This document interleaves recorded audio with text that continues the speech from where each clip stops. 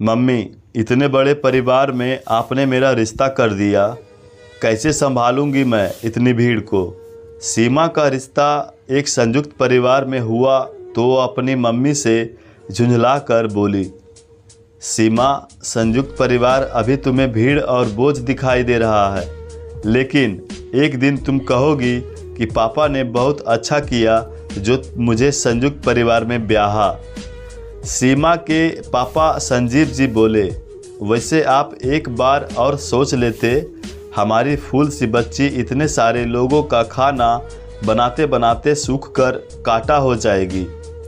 मीना जी ने संजीव जी को कहा, तुम अपनी नसीहत अपने पास रखो और अपनी बेटी को भी ऐसी वैसी कोई नसीहत मत देना, वरना तुम उसका घर बर्बाद कर दोगी।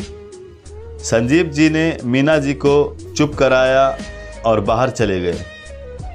तय मुहूर्त पर सीमा और समीर की शादी हो गई और सीमा एक संयुक्त परिवार की बहू बनकर ससुराल आ गई। सीमा को पहले ही दिन से अपने आसपास सब लोगों से चिढ़ होने लगी।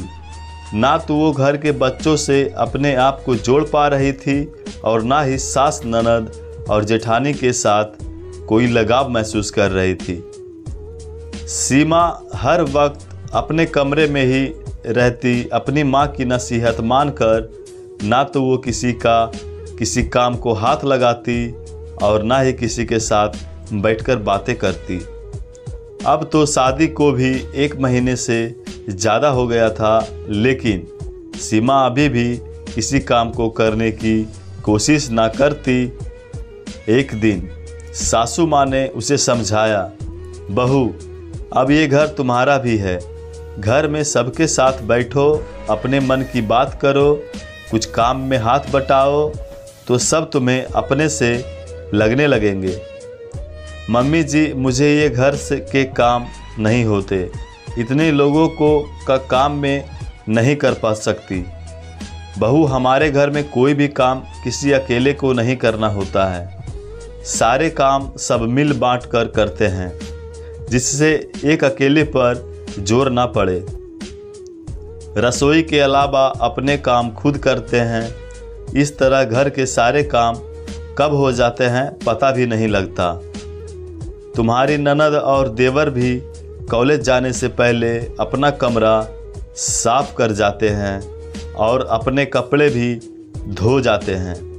अगर तुम भी सबके साथ मिलकर रहोगी, सबको अपना मानोगी, तो तुम्हें भी अच्छा लगेगा और ससुराल में तुम्हारा मन भी लगेगा। सास की बात सुनकर सीमा अपने कमरे में आ गई और अपनी मम्मी को फ़ोन करके सास की कही सारी बात बताई और बोली, मम्मी जी कहे तो सही रही हैं, कभी जेठानी को अकेले रसोई में काम करते नहीं देखा, कभी जेठानी को सबकी ज़रूरत के अनुसार उनके आगे पीछे भागते नहीं देखा। कहीं ऐसा तो नहीं कि मेरे मन में बेमतलब का डर बैठ गया हो। सीमा, तू पागल हो गई है, तेरी सास ने तुझ पर अपना जादू चला दिया है। इस तरह की बातें करके वो तुझे अपने झांसे में ले रही है। जेठानी जी सबके लिए चाय नाश्ता बना रही हैं, ननद बाहर टेबल पर अरेंजमेंट कर रही हैं और सासू माँ बैठे बैठे पकौड़ों के लिए सब्जी काट रही हैं। धीरे धीरे वो सारा काम तुझसे ही कराएगी और सास ननद बैठकर आराम करेंगी। तभी संजीव जी अपनी पत्नी से बोलते हैं, तुम्हारा दिमाग खराब हो गया है, अपनी ही बेटी के घर में आग लगा रही हो, उसे ऐसी नसीहत दे रही हो जिससे उसका घर कभी नहीं बच सकता। जानती हो, कल दामाद जी का फ़ोन आया था, दुखी हो रहे थे वो। घर में सब लोग इतनी कोशिश कर रहे हैं, फिर भी सीमा सब के साथ एडजस्ट नहीं हो पा रही। पत्नी को भी नहीं छोड़ सकते और घर वाले को भी नहीं। शुक्र मनाओ कि तुम्हें इतना अच्छा दामाद मिला है। अगर वो सीमा को मायके छोड़ जाते कि जब तक वो अपना व्यवहार नहीं बदलेगी तब तक वापस ना आए। तो तुम दोनों माँ बेटी क्या करती। वहाँ सास भी उसकी माँ की तरह है। अगर उनसे प्यार और सम्मान चाहिए तो उन्हें डांटने के हक भी तो देने होंगे। सीमा, तुम अपनी माँ की नहीं, सासू माँ की नसीहत पर चलो। बिटिया, अभी तुम्हारी पूरी जिंदगी पड़ी है, अपना घर बर्बाद मत करो, कहकर संजीव जी ने फ़ोन काट दिया। सीमा ने अपने पापा की बात सुनी और उन बातों की गहराई को समझने की कोशिश की। अब तक मम्मी की शरीयत पर चलकर देख लिया, क्यों ना अब पापा की नसीहत पर चलकर देखें।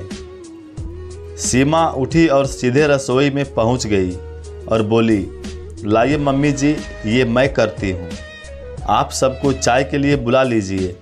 सीमा को देख सासू माँ मुस्कुराई और बाहर चली गई।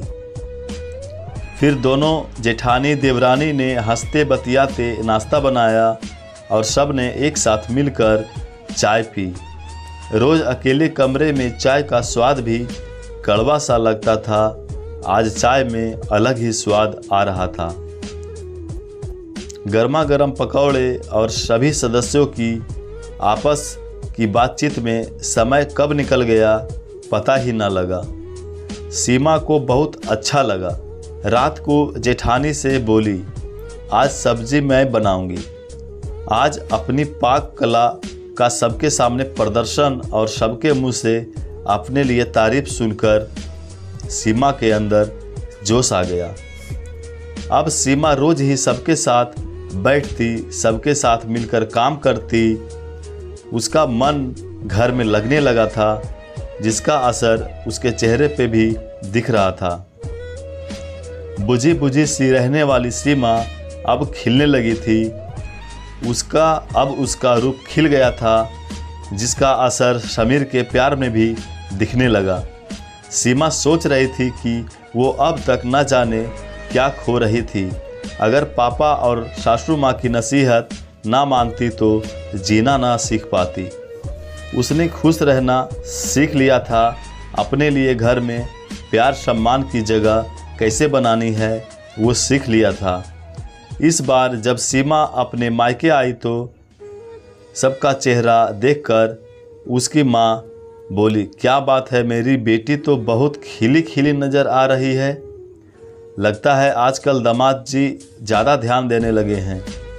सीमा अपनी माँ के गले लगते हुए बोली, हाँ माँ, किसी की नसीहत से मिली सीख का असर है, कहकर सीमा अपनी पापा को देखकर मुस्कुराई। संजीव जी भी मुस्कुरा रहे थे। बेटी ने उनकी नसीहत जो मान ली थी। तो दोस्तों, कहानी अगर अच्छी लगी हो तो वीडियो को एक लाइक और चैनल पर नए हैं तो सब्सक्राइब कर जरूर कर दीजिएगा और अपनी प्रतिक्रिया कमेंट बॉक्स में ज़रूर दीजिएगा। धन्यवाद।